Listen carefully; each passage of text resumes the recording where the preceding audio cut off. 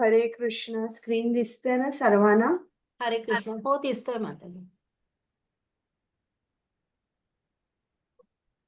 चालेल, आता आपण चालू करूया. मी मंगलाचरण म्हणते. हरे कृष्ण. ओम अज्ञानतिमिरान्धस्य ज्ञानाञ्जनशलाकया चक्षुरुन्मिलितं येन तस्मै श्रीगुरवे नमः. श्रीचैतन्यमनोभीष्टं स्थापितं येन भूतले स्वयं रूप गदामह्यं ददाति स्वपदान्तिकम्. नम ओं विष्णुपादाय कृष्णपृष्ठाय भूतले श्रीमते भक्ति वेदांत स्वामिन् इति नामिने. नमस्ते सारस्वते देवे गौरवाणी प्रचारिणे निर्विशेष शून्यवादी पाश्चातदेशतारिणे. हे कृष्णा करुणा सिंधु दीनबंधु जगत्पते गोपेश गोपिका कांत राधाकांत नमोस्तुते. तप्त कांचन गौरांगी राधे वृंदावनेश्वरी वृषभानुसुते देवी प्रणमामि हरिप्रिये.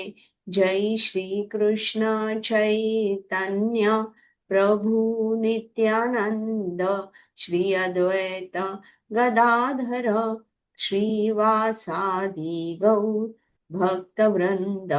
हरे कृष्ण कृष्ण कृष्ण हरे हरे, हरे राम राम राम हरे हरे. हरे कृष्ण.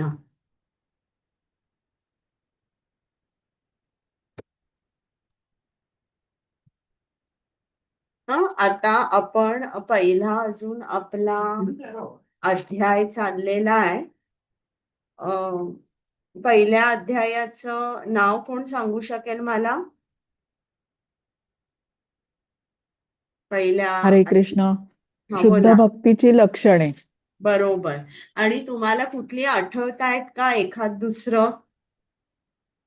पहिलं क्लेशाग्नी, मग शुभदा, बरोबर आहे. त्याच्यानंतर साद्रानंद असं काहीतरी एक होतं, पण बाकीची नाही आठवत. बरं, चालेल.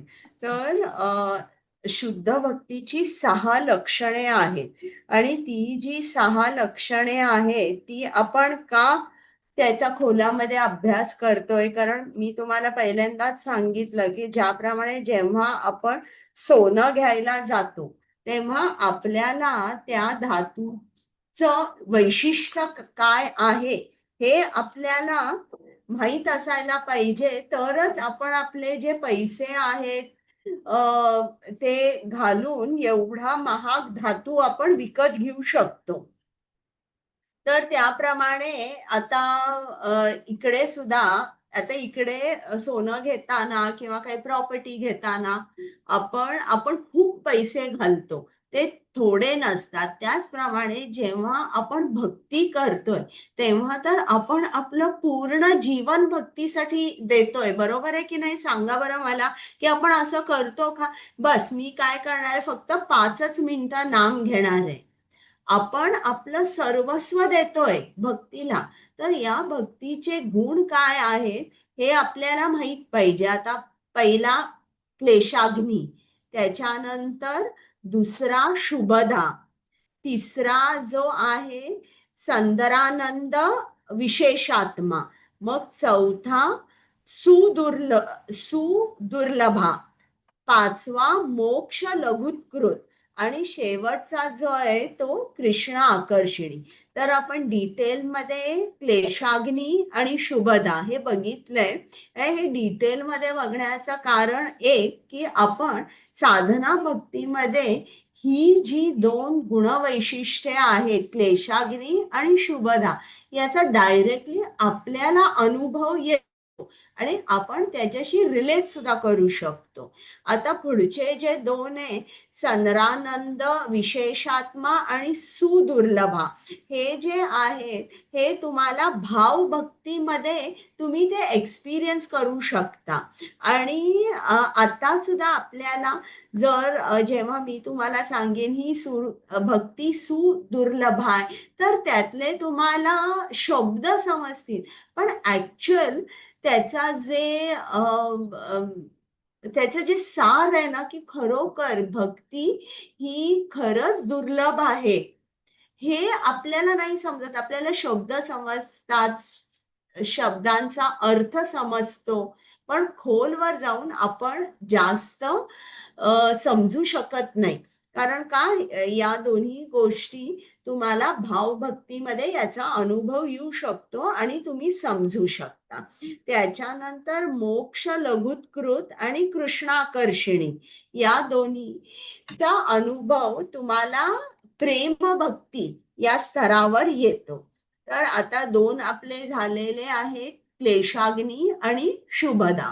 तर क्लेशाग्नीमध्ये काय सांगितलंय, की ज्याप्रमाणे जेव्हा आपण भक्ती करतो त्यावेळेला आपले जे क्लेश आहेत त्या क्लेशांचा नाश होतो आणि मग आपण ती सायकल बघितली, पापम, बीजम आणि क्लेश च जे रूट आहे, रूट कॉज आहे, ते ती म्हणजे अविद्या.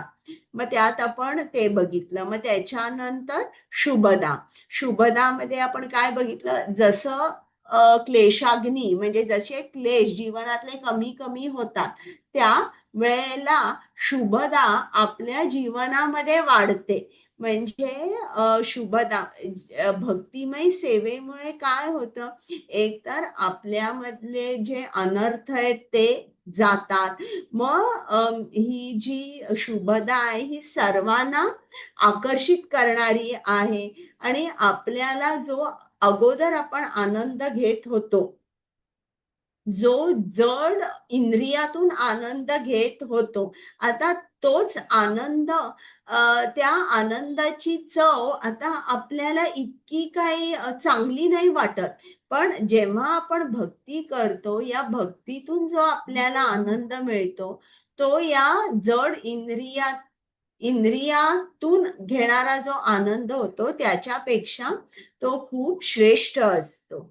आता तिसरं जे आहे मोक्ष, लघुत्कृत आणि सुदुर्लभा, हे आता मी घेते. आता मोक्ष, मोक्ष म्हणजे आता जे सांगितलं मी तुम्हाला, की 5 तऱ्हेच्या जी मुक्ती आहे, 5 प्रकारांची जी मुक्ती आहे, ती 5 प्रकारांची मुक्ती एखाद्या शुद्ध भक्ताला नकोशी वाटते. तर कोण सांगू शकेल मला 5 तऱ्हेच्या ज्या मुक्त्या आहेत त्या? तुम्हाला सायुज्य एखाद दुसरी आठवली तरी चालेल, असं काही नाही सगळ्या आल्या पाहिजेत, पण सांगा. सायुज्य मुक्ती, बरोबर, हरे सारुप्य, कृष्ण माता. बरोबर, षष्टी, सारिष्टी, सामिप्य, हा, आणि एक राहिली, सालोक्य. सालोक्य. तर या ज्या विविध मुक्त्या आहेत त्या एखाद्या भक्ताला असं वाटतं, की मला या मुक्तीमध्ये इंटरेस्ट नाहीये. आणि मला वाटतं गेल्या खेपेला राजेंद्र पाटीलनी मला तो प्रश्न विचारला होता का, आहेत ते आज की नाही? नाहीये. तर या ज्या 5ही तऱ्हेच्या मुक्त्या आहेत त्या आपल्याला म्हणजे जेव्हा तुम्ही शास्त्र वाचाल तेव्हा शास्त्रामध्ये जर तुम्ही बघितलंय, तर प्रत्येक जी मुक्ती आहे ती भक्तांनी म्हणजे या 5ही मुक्त्यांवर फुली मारली आहे. त्यांनी सांगितलेलं आहे, की मला या 5ही तऱ्हेच्या मुक्त्या नको आहेत. मला तुमच्या सेवेतून आनंद जो मिळतोय तोच आनंद मला हवाय. आणि मग मी तुम्हाला हनुमानांचं उदाहरण दिलं होतं. तर तुम्हाला आठवतं का मी काय सांगितलं होतं ते? आता मी तुम्हाला हो माताजी. आठवतं ना? तर मी तुम्हाला आता परत तेच डिटेलमध्ये सांगते, म्हणजे तुम्हाला एकदम लक्षात राहील की का आपण मुक्तीच्या पाठीमागे न जाता सेवेच्या पाठीमागे गेलं पाहिजे. आता थोडंसं इंग्लिशमध्ये वाचलं तर चालेल का तुम्हाला? हो, कारण चालेल. माझं जर इंग्लिशमध्ये असतं, जर समजलं नाही तर मला थांबवा. आता असं हे की प्रभू रामचंद्राचा जो सर्वात उच्च कोटीचा भक्त आहे ते म्हणजे हनुमान. आणि जेव्हा प्रभू रामचंद्रांनी हनुमानाला विचारलं होतं की तुला काय पाहिजे? हं, तर मी तुला काहीही देऊ शकीन, मी तुला मुक्ती देऊ शकीन. तुला काय हवंय? तर हनुमानाने सांगितलं, my dear lord, if you like, you can give me salvation from this material existence, म्हणजे मुक्ती. Or the privilege of merging into your existence, म्हणजे सायुज्य मुक्ती. ब्रह्मज्योतीमध्ये विलीन होणे. तर हनुमान सांगतायत हे. But I do not wish any of these things. I do not want anything that diminishes my relationship with you as servant to the master even after liberation. मग हनुमान आपल्या बरोबर त्यांचा जो भाव आहे तो शेअर करतायत. एका शुद्ध भक्ताचा भाव जो आहे तो कसा असतो हे आपल्याला त्यांच्या नात्यांवरून, प्रभू रामचंद्र आणि हनुमान यांच्या नात्यातून आपल्याला समजतं की शुद्ध भक्त कसा असतो, त्याचे इमोशन्स कसे असतात, त्याचा भाव कसा असतो. मग हनुमान प्रभू रामचंद्रांना सांगतात की give me anything you wish, but our relationship of servant to master must not diminish. I will accept any situation if I can serve you, increase my service to you, I will be happy. म्हणजे आपल्याला काय दिसतं, आचार्य काय सांगतात की हनुमानांमध्ये unlimited desires आहेत, अगणित इच्छा आहे की मला प्रभू रामचंद्रांची सेवा करायची, मला अशी सेवा करायची, हीच सेवा मला अशी आणि चांगली करता येईल. तर त्यांच्यामध्ये त्या अगणित इच्छा आहेत की मला प्रभू रामचंद्रांची सेवा करायची, मी एक संधी सुद्धा सोडणार नाहीये, मला प्रभू रामचंद्रांची इतकी सेवा करायची आहे की एक संधी सुद्धा मी वाया घालवणार नाहीये. आणि जर तुम्ही बघितलं तर हनुमान हे सदैव कुठल्या ना कुठल्या तरी ऍक्टिव्हिटी, म्हणजे शेकडो ऍक्टिव्हिटीज मध्ये ते इन्व्हॉल्व असायचे, परंतु प्रत्येक सिंगल ऍक्टिव्हिटी, प्रत्येक जी ऍक्टिव्हिटी होती ती प्रभू रामचंद्रांसाठी होती. तर असं कधीच झालं नाही की हनुमानाने आपल्या स्वतःसाठी काही केलं. तर अशा तऱ्हेने हे जे मोक्ष आहे ते एका शुद्ध भक्ताला नको होतं, त्याला मोक्ष नको असतो, कुठली मुक्ती नको असते. आणि जरा माझं सांगताना हे झालं की मी तुम्हाला म्हटलं मोक्ष लघुकृत आणि कृष्णाकर्षिणी ही प्रेमभक्तीला समजते, तर जराच ते माझं बोलताना चूक झाली. मोक्ष लघुकृत आणि सुदुर्लभ हे जे आहे हे तुम्हाला भावभक्तीला समजतं. सुदुर्लभा. आता भक्तीला सुदुर्लभा का म्हटलंय, कोण सांगू शकेल?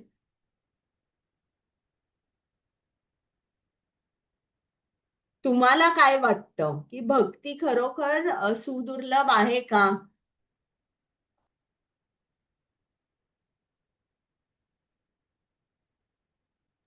हो, आहे. कारण आपल्यामध्ये अविद्या आहे, तर त्यामुळे आपण भक्तीकडे सहजासहजी आकर्षित होत नाही. भौतिकाकडे आकर्षण आपलं जास्त राहतं अविद्येमुळे. बरं, आणि आणि कोणाला काय सांगायचंय की का भक्ती सुदुर्लभ आहे, आणि किंवा तुम्हाला वाटतं का की खरोखरच ही सुदुर्लभ आहे? आणि मी तुम्हाला आत्ता सांगते, हे आपण समजू शकत नाही, कारण हे भावभक्तीला समजतं. अजूनही आपण साधना भक्तीच्या स्तरावर आहोत. पण तरी त्यातून तुम्हाला काय वाटतं, की ती का सुदुर्लभ आहे भक्ती? हरे कृष्ण माताजी. कारण भक्तीमध्ये येण्यासाठी कृष्णांची इच्छा असावी लागते. बरोबर आहे. आणि कोणाला काही ऍड करायचं आहे? हरे कृष्ण माताजी. हा, बोला. भक्तीमध्ये येण्यासाठी शुद्ध भक्ताचा संग सुद्धा मिळावा लागतो. बरोबर आहे.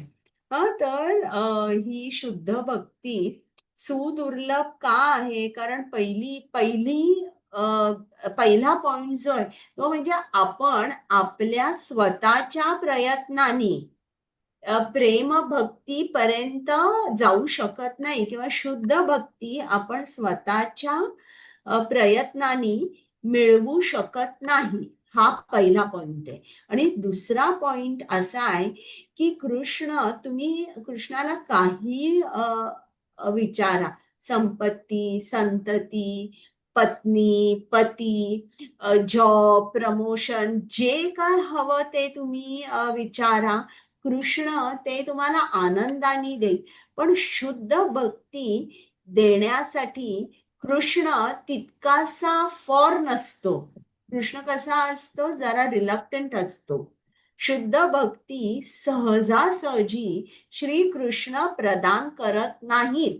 तर ते का प्रदान करत नाही?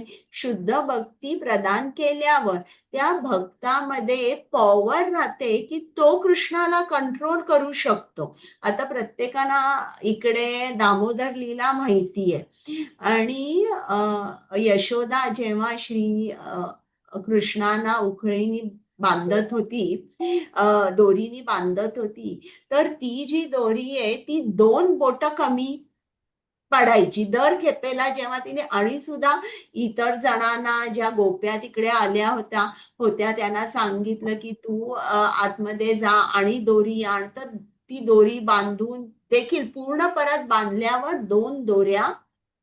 2 बोट ती दोरी कमी होती. तर ती 2 बोट म्हणजे, एक बोट म्हणजे आपले जे प्रयत्न आहे याचा प्रतीक आहे, आणि दुसरं बोट म्हणजे की श्रीकृष्णाची कृपा. म्हणजे आपले प्रयत्न आणि श्रीकृष्णाची कृपा हे दोन्हीही असायला पाहिजे. आणि कृष्ण कृपा म्हणजे मी फक्त कृष्ण नाही, फक्त पूर्ण पुरुषोत्तम भगवान नाही. कृष्ण म्हणजे कृष्ण तर पूर्ण पुरुषोत्तम भगवान अधिक श्री कृष्णांचे जे शुद्ध भक्त आहेत किंवा जे गुरु आहेत ते, या दोघांचं जेव्हा आपले प्रयत्न आणि श्रीकृष्णांची कृपा, या दोन्ही जेव्हा गोष्टी असतात तेव्हाच आपल्याला शुद्ध भक्ती मिळू शकते किंवा ती प्रदान केली जाते. आता समजा जर आपण रोज 16 माळांचा जप करतोय, पहाटे उठतोय, तर आपल्याला असं वाटू शकेल की मी इतकं करते, माझे स्वप्रयत्न स्वकष्ट खूप आहेत, तरी पण मी शुद्ध भक्तीपर्यंत का पोहोचू शकत नाही? तर ते उत्तर इकडे भक्ती रसामृत सिंधू मध्ये, कारण कृष्ण कृपा अजून प्रकट झालेली नाहीये. आता हे जे इकडे या भक्ती रसामृत सिंधू मध्ये सांगितलंय, नारद मुनी जे आहेत ते सांगतात आपल्याला की शुद्ध भक्ती ही किती शक्तिशाली आहे. एकदा आपल्याला शुद्ध भक्ती, आपण शुद्ध भक्त झालो की मग कृष्ण आपला एक सेवक बनून राहतो. आता तुम्हाला माहिती आहे ना की आता हे आपलं भगवद्गीता बघा, ते जे पुस्तक आहे आपल्याला दिसतंय, तर त्यात आपल्याला कृष्ण कोण झालाय? अर्जुनाचा सारथी झालाय. म्हणजे कृष्ण अर्जुनासाठी इतकी लो लेव्हलची पोझिशन स्वीकारतोय. म्हणजे जर तुम्ही आता बघितलं तर एखादा टॅक्सी ड्रायव्हर असेल किंवा रिक्षावाला असेल, यांची सोसायटीमध्ये पोझिशन हाय नसते, अगदी खालच्या स्तरावर ते असतात. हा, तर इकडे जे पूर्ण पुरुषोत्तम भगवान आहेत, हे द्वारकामध्ये राजे होते. ते सिंहासन सोडून त्यांनी अर्जुनाची अर्जुनाचा रथ हाकला. त्यांनी म्हटलं, मी तुझा ड्रायव्हर होतो, मी रथ चालवतो. तर असं होतं की कृष्ण हा त्या भक्ताच्या प्रेमाने कृष्ण बांधला जातो आणि त्याप्रमाणे तो त्या भक्ताला जे काय हवंय, जे तो काहीही करू शकतो त्या भक्तासाठी. तर ही जी हे जे गुण आहेत, हे गुण आपल्याला कधी दिसून येतात? हे गुण आपल्याला भावभक्तीमध्ये दिसतात. आता भावभक्ती म्हणजे ज्याप्रमाणे भावभक्ती म्हणजे सूर्य नाही, ज्याप्रमाणे सूर्याची किरणं आहेत, त्याला भावभक्तीची उपमा दिली आहे आणि शुद्ध भक्ती म्हणजे सूर्य असं म्हटलंय. किंवा काही ठिकाणी असं म्हटलंय की भावभक्ती ही प्रेमभक्तीची सावली आहे. पहिल्यांदा भावभक्तीपर्यंत आपण पोचतो आणि नंतर आपण प्रेमभक्तीला पोचतो. आता भावभक्ती मध्ये आपलं आणि भगवंतांचं एक जे नातं आहे, त्या नात्याची सुरुवात होते आणि हे जे नातं आहे हे पूर्ण उमलतं प्रेमभक्तीमध्ये. तर भावभक्ती या स्तरावरून एखाद्या भक्ताचं पतन होऊ शकतं, कारण अजून तो शुद्ध भक्त झालेला नाहीये. जोपर्यंत तो प्रेमभक्तीला पोचत नाही, तोपर्यंत त्याला शुद्ध भक्ती तो शुद्ध भक्त झालेला नाहीये. आता भावभक्तीमध्ये भरत महाराज होते, त्यांचं पतन झालं हरणामुळे. मग बिल्वमंगल ठाकूर होते, ते सुद्धा भावभक्तीच्या स्तरावर होते. त्यांचा जो गतजन्म होता, त्या जन्मामध्ये मी तुम्हाला ती गोष्ट सांगितलेली आहे की ते श्रीकृष्णाचे खूप मोठे भक्त होते आणि ते प्रत्येक ठिकाणी आपलं भागवत सप्ताहाचं आयोजन करायचे, लोकांसाठी प्रसाद ठेवायचे आणि अशा तऱ्हेने ते अगदी खूप मोठे भक्त होते. पण परंतु तेव्हा सुद्धा त्यांचं भावभक्तीपासून पतन झालं आणि दुसरा जन्म जो त्यांना घ्यावा लागला, ते एका श्रीमंत कुटुंबामध्ये होते. पण ते स्त्री गमन करत असल्यामुळे त्यांना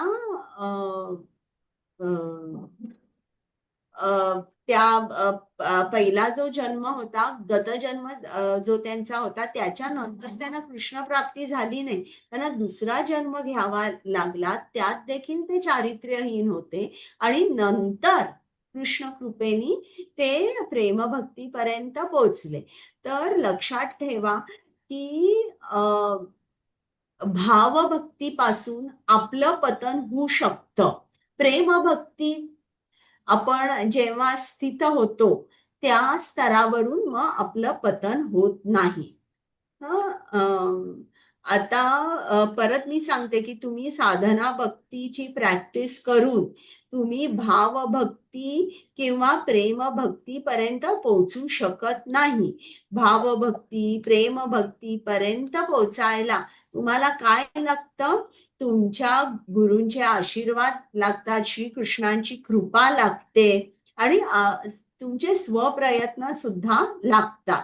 म्हणजे जेव्हा श्रीकृष्णाने बघितलं की यशोदा माता मला बांधायचा प्रयत्न करते, काही झालं तरी ती सोडत नाहीये आणि आता माझी आई खूप घामाघूम झालेली आहे.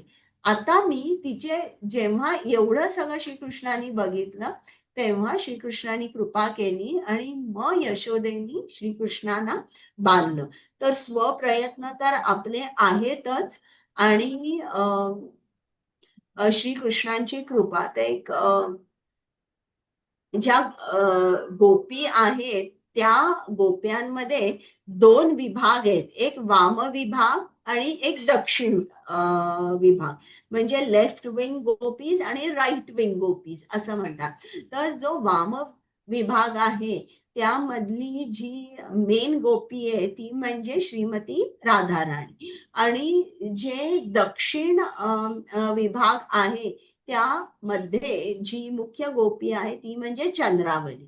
तर हे जे 2 सेक्शन्स आहेत ते या ज्या गोपी आहेत त्यांचा स्वभाव, त्यांचा टेम्परामेंट याच्यावर त्यांनी असे 2 विभाग केलेले आहेत. तर या ज्या वाम गोपी आहेत या कशा आहेत, आता कृष्णाबरोबर त्यांची कॉम्पिटिशन झाली आणि त्या हारल्या तरी ते आपली हार कधी मानत नाही. पण जे दक्षिण विंग गोपीज आहेत त्यांचा टेम्परामेंट कसा आहे, त्यांचा खूप जेंटल आहे, बरं कृष्ण तू सांगशील तसं.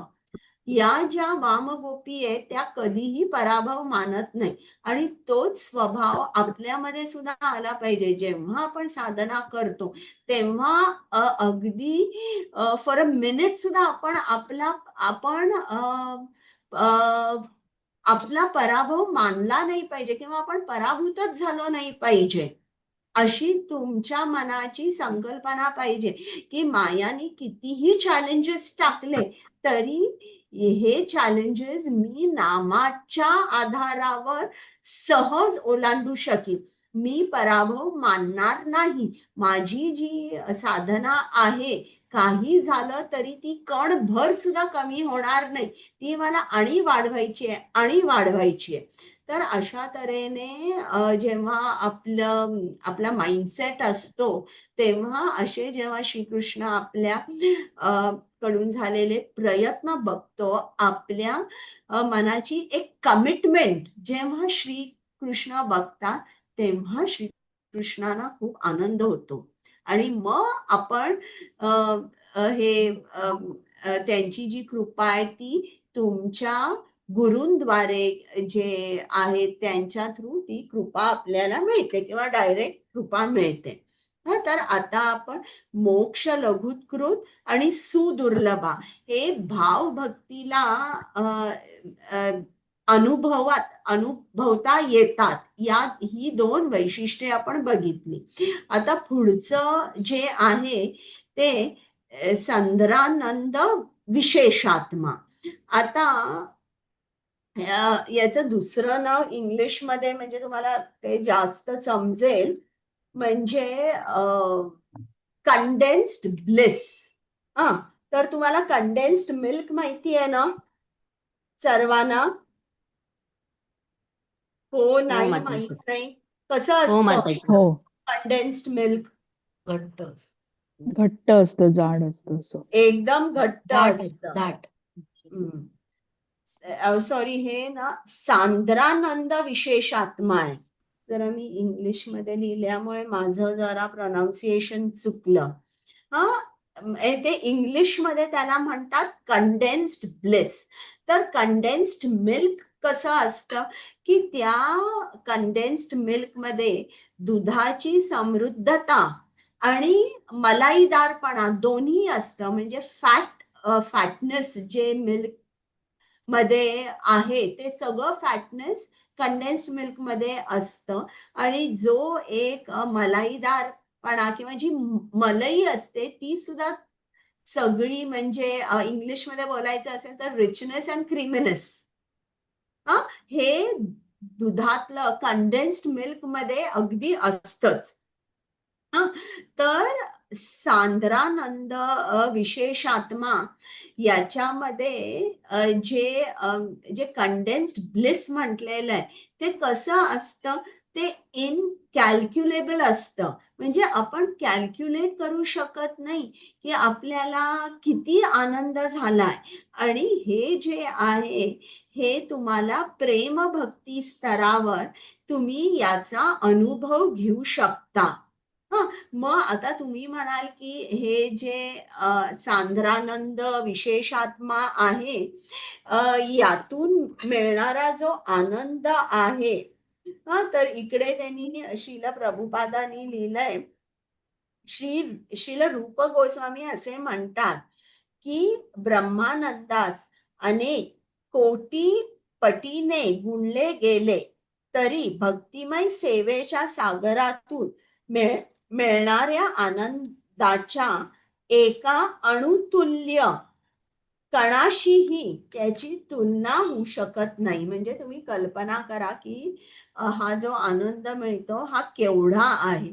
आता तुम्हाला जर आता बरं हा का इनकॅल्क्युलेबल आहे, तर आचार्य सांगतात की कृष्ण हेच अनलिमिटेड आहेत आणि त्यामुळे त्यांच्याकडून मिळणारा जो आनंद असतो तोही असाच असतो, an ocean of ever increasing happiness. म्हणजे भक्ती सागर हा कसा आहे, ocean of ever increasing happiness. मग आता समजा जर मी तुम्हाला सांगितलं एक धातू घेतला, एक कुठलाही मेटल असेल, तर त्याची जी मॉलिक्युलर डेन्सिटी असते ती खूप हाय असते. आणि त्याचप्रमाणे आता धातूमध्ये त्याच्या मॉलिक्युलर डेन्सिटीमुळे काही आतमध्ये प्रवेश करू शकत नाही. उदाहरणार्थ पाणी किंवा इव्हन सूर्याची किरणं सुद्धा त्याच्या आतमध्ये प्रवेश करू शकत नाही. त्याचप्रमाणे हा जो आनंद आहे जो आपण शुद्ध भक्तीमध्ये अनुभवतो किंवा प्रेमभक्ती स्तरावर अनुभवतो, त्याची सुद्धा आपण असं म्हणूया त्याची मॉलिक्युलर डेन्सिटी इतकी हाय असते किंवा इतका कॉन्सन्ट्रेटेड तो आनंद असतो की त्याच्यामध्ये कुठलाही भौतिक विचार प्रवेश करू शकत नाही. ज्याप्रमाणे धातूमध्ये त्याची हाय मॉलिक्युलर डेन्सिटी असल्यामुळे सूर्याची किरणं, पाणी किंवा दुसरं काही पेनिट्रेट करू शकत नाही, त्याचप्रमाणे जेव्हा तुम्ही प्रेमभक्ती स्तरावर पोचता तेव्हा तो जो आनंद इतका कॉन्सन्ट्रेटेड असतो की त्याच्या आतमध्ये कुठलाही भौतिक विचार प्रवेश करू शकत नाही. आणि या स्तराला एखादा भक्त असतो तो फक्त कृष्णाचाच विचार करू शकतो आणि मी कृष्णाला प्रसन्न कसं ठेवू, मी आणि काय करू, हे जे मी केलंय यात काय इम्प्रूव्हमेंट करू शकेन, आणि त्याला याच्यातच आनंद असतो. त्याच्यामुळे हा जो आनंद आहे त्याला इंग्लिशमध्ये कंडेन्स्ड ब्लिस म्हटलेलं आहे. आणि जेव्हा हा आनंद आपल्याला मिळतो तेव्हा त्या भक्ताची इच्छा मुक्ती प्रती वगैरे त्याला अजिबात इच्छा नसते. तो म्हणतो हा कसला आनंद आहे मुक्तीचा, हा तर काय आनंदच नाहीये. आणि काय होतं ऍट द स्टेज ऑफ प्रेमा, आचार्य प्रेमभक्ती स्तरावर आचार्य सांगतात की तुमचे जी इंद्रिय आहेत या इंद्रियांना इन्स्टंटेनियसली इनकॅल्क्युलेबल ब्लिस मिळतं. अगणित त्यांना कॉन्सन्ट्रेटेड जो आनंद आहे किंवा परमानंद आहे तो मिळतो. आता उदाहरणार्थ जेव्हा आपण कृष्णाचं रूप बघतो तेव्हा जो या प्रेमभक्ती स्तरावर आहे त्याचे जे डोळे आहेत ते इतकं सुंदर श्रीकृष्णांचं रूप बघून ते त्यांच्या डोळ्यांना ते सामावून घेता येत नाही. ते काय होतील, ते फेंट होतील. किंवा समजा जर आता आपल्या नासिगरेने आपण छान सुगंध घेऊ शकतो, पण जेव्हा कृष्णाला वाहिलेली जी तुळस आहे त्याचा सुगंध जर एखाद्या प्रेमभक्ती स्तरावर असलेल्या भक्तानी जर तो सुगंध घेतला तर तो म्हणेल की मी काही इतकं सुंदर सुगंध मी आतापर्यंत अनुभवलेला नाही. आणि प्रत्येक इंद्रिय जे आहे हे काय अनुभवेल, कंडेन्स्ड ब्लिस, म्हणजे हायेस्ट लेवलचा जो आनंद आहे जो अतिशय कॉन्सन्ट्रेटेड आहे तो प्रत्येक इंद्रिय अनुभवेल आणि तो प्रत्येक इंद्रियानी अनुभवल्यावर ते समावून घेऊ शकणार नाही, कारण ही जी आपली हे जे आपलं शरीर आहे हे भौतिक आहे. मग त्यांची इच्छा अशी होईल की मला सतत माझी इंद्रिय जी आहे, मला सतत कृष्णाचं ते रूप समावायचं आहे, मला सतत श्रीकृष्णांची कथा ऐकायची आहे. आणि हे करण्यासाठी त्यांना त्यांची इच्छा होईल की मला कंटिन्युअसली श्रीकृष्णाशी असोसिएट करायचंय, मला श्रीकृष्णाचा संग हवा आहे. पण आता या सांप्रत इंद्रियानी आणि या सिच्युएशन मध्ये मी माझी इंद्रिय ते कांट कंटेन, म्हणजे ते समावून घेऊ शकत नाहीयेत हे सर्व काही.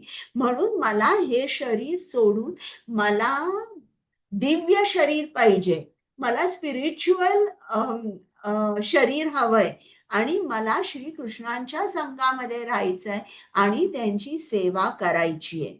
तर इकडे श्रील रूप गोस्वामी म्हणतात, हा जो आनंद आहे, हा जो कंडेन्स्ड ब्लिस आहे, तो आपल्याला या जगात मिळणाऱ्या आनंदाशी आपल्याला तुलनाच आपण करू शकत नाही त्याची.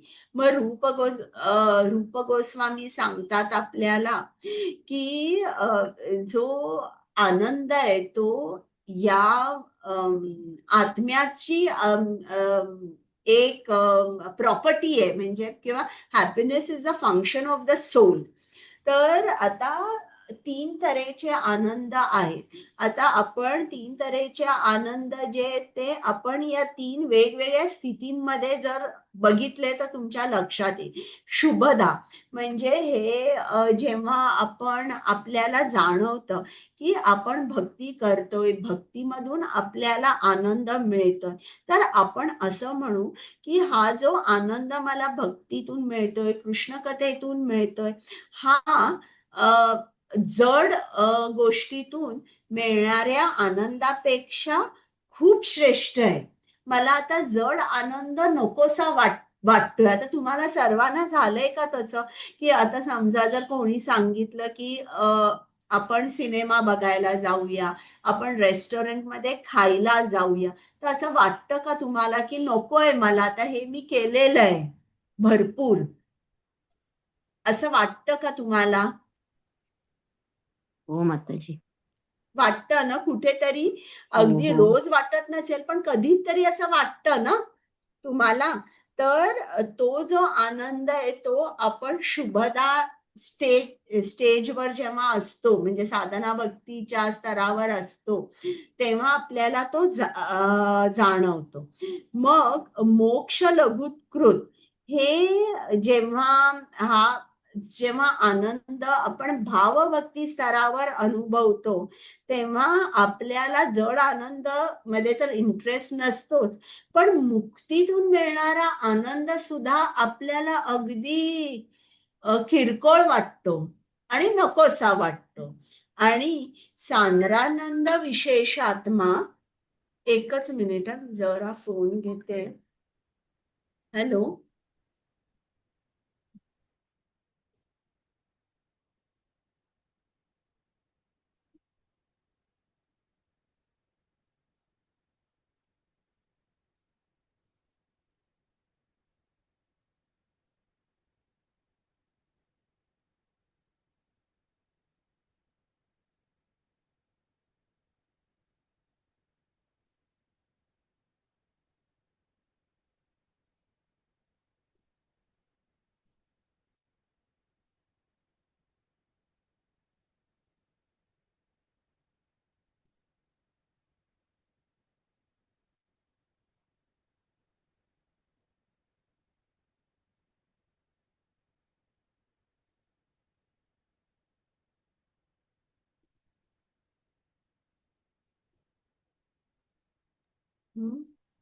तर हे जे आनंद आपल्याला मोक्ष लघुकृत यामध्ये आपण अनुभवतो, तर तो आनंद अगदी इतर जो मुक्तीतून मिळणारा जो आनंद आहे तो किरकोळ वाटतो.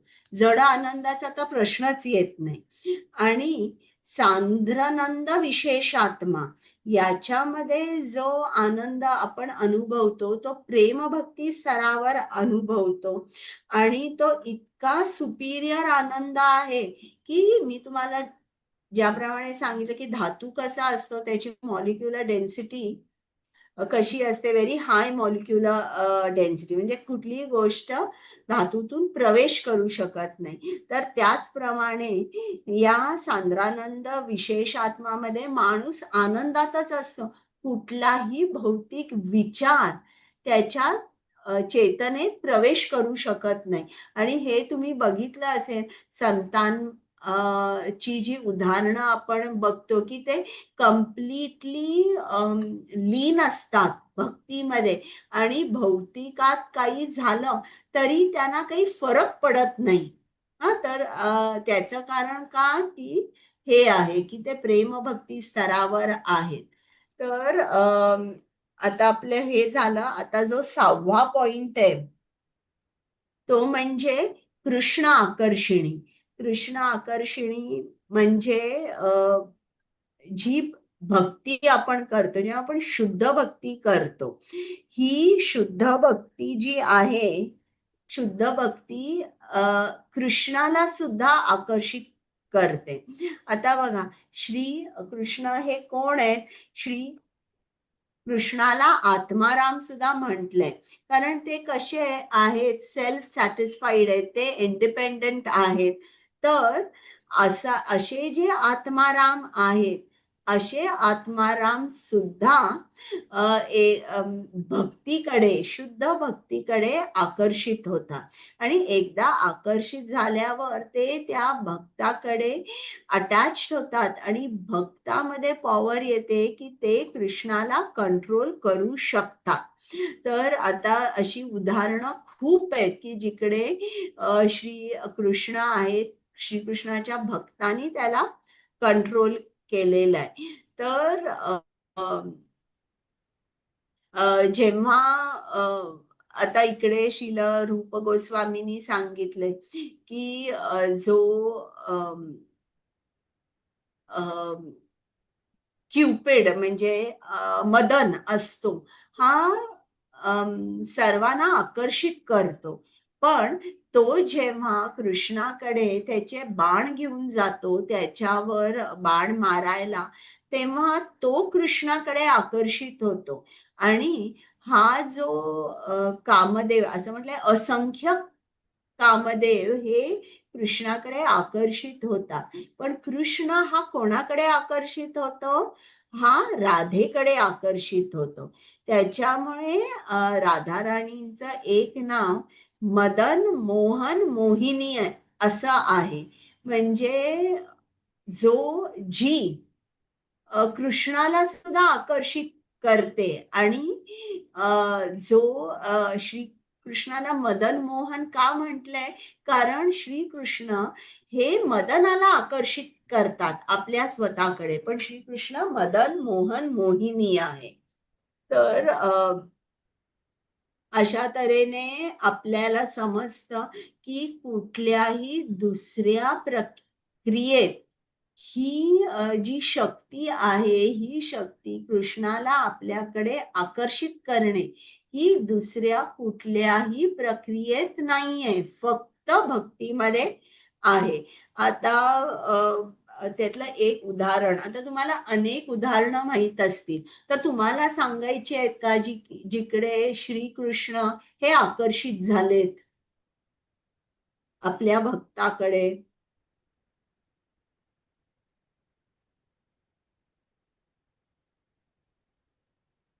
तुकाराम महाराज. तुकाराम महाराज. बरं.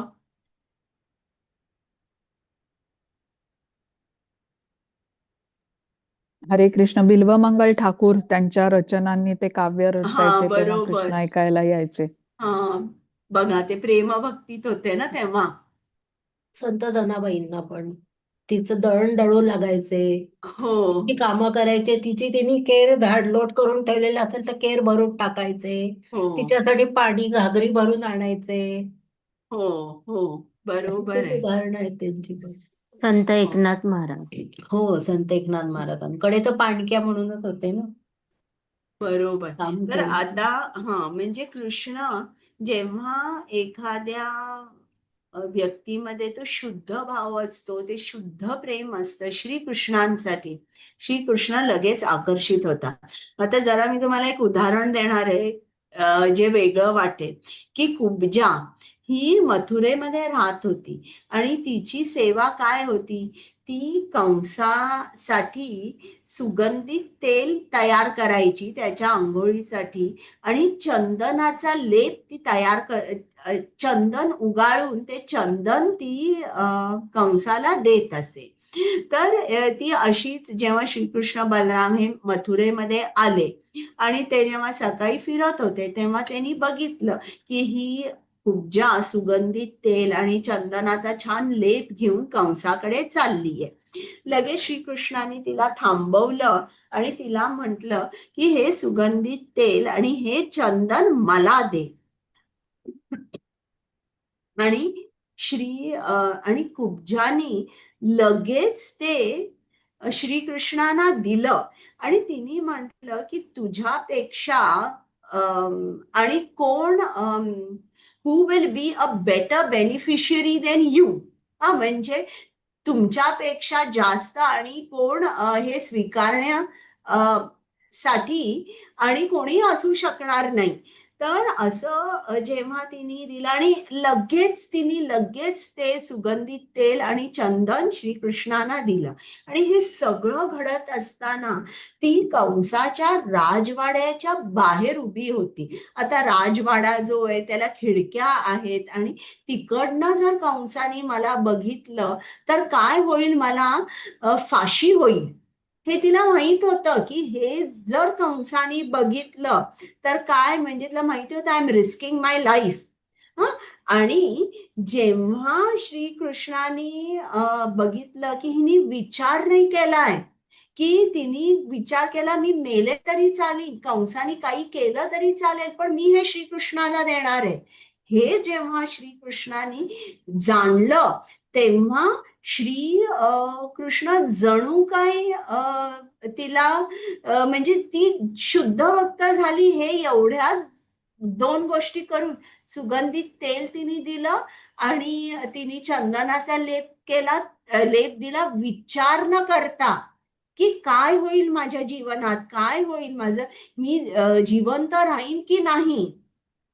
आणि बरं असंच श्रीकृष्णाने जो तिकडे फुलवाला होता त्या फुलाला सांगितलं की तू मला फुलं आणि हार देशील का, त्यांनी सुद्धा दिले. तर अशा तऱ्हेने आपण बघतो की छोट्यातली छोटी गोष्ट त्या फुलवाल्याने फुलं दिली, कुब्जानी सुगंधित तेल आणि त्यांनी चंदन दिलं. तर एवढंच देऊन सुद्धा कृष्ण त्यांचा झाला. म्हणजे त्यांना शुद्ध भक्ती मिळाली. तर बघा की जे इम्पॉसिबल आहे की श्रीकृष्णाचं शुद्ध भक्त होणं, तर ते सुद्धा आपल्याला शुद्ध भक्त होता येतं, भक्तीच्या प्रक्रियेने आपल्याला होता येतं. आणि आपण बघतो की भावभक्ती, प्रेमभक्ती या स्तरावर जेव्हा आपण जातो तेव्हा आपल्याला हे जे सगळे अनुभव आहेत, कृष्ण आकर्षिणी, सांद्रानंद, विशेषात्मा, हे जे आहे ते आपण जाणू शकतो, ते अनुभवू शकतो. आता तुम्हाला फक्त या शब्दांचा अर्थ समजलाय. तर आता हा झालाय आपला चॅप्टर. मी जरा स्लाइड्स बघते काही माझं राहिलंय का. हे मी गेल्या खेपेला तुम्हाला कोलावेच्या श्रीधरची गोष्ट सांगितली होती. सनातन गोस्वामींची याच्यात आहे, पुस्तकातच आहे. आपण जेव्हा वाचू तेव्हा आपल्याला समजेल. सुदुर्लभ. म्हणजे इकडे बघा, आपण आपल्या स्वप्रयत्नांनी तर भक्ती, शुद्ध भक्त होऊ शकत नाही. किंवा आपण कितीही तप केला तरी देखील आपल्याला भक्ती, शुद्ध भक्ती प्रदान केली जात नाही. आणि हे जे आहे, ही स्टेज सुदुर्लभ, याचा अनुभव आपल्याला कधी येतो? भावभक्तीमध्ये येतो. आणि अनुभव जेव्हा, म्हणजे अनुभव म्हणजे आपण तो जाणतो, पूर्ण तऱ्हेने आपल्याला आकलन होतं की हो, खरंच ही सुदुर्लभ आहे. आता आपण वाचतो आणि म्हणतोय की हो, भक्ती खरंच सुदुर्लभ आहे. पण जेव्हा तुम्ही ऍक्च्युली जाणता की भक्ती सुदुर्लभ आहे, तेव्हा तुम्ही तुमच्या जीवनातला 1 सेकंद सुद्धा वाया घालवणार नाही. हं? तर मोक्ष लघुकृत ए भाव, परत तेच त्यांनी सांगितलंय. हे बघा, या स्लाइड मध्ये त्यांनी राधारमण मंदिर दाखवलंय वृंदावनचं.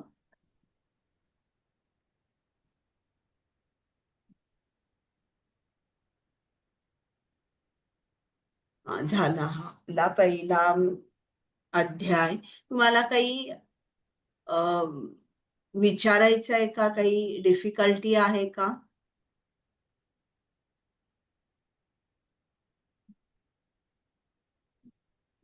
मी जरासं हे रेकॉर्डिंग बंद करते.